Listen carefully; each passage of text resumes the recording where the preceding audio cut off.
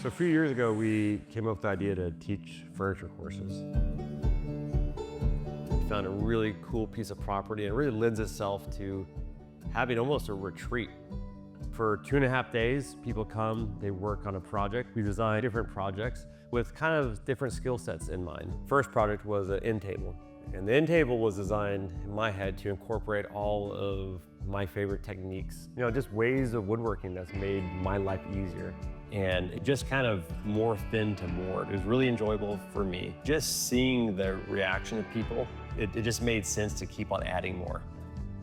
My goal is to send people home with not just a sense of how to build the piece that we're focused on. I really want to teach them that furniture making is approachable, teach them the techniques that I've really benefited from. If I can leave them with a few of these techniques that allow them to take a piece of furniture that they're thinking in their head and to make it into a tangible piece, then I feel good about that.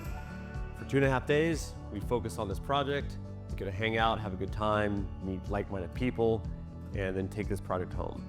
If you wanna learn more about this, you can check out our website, jorybrigham.com, and hope to see you.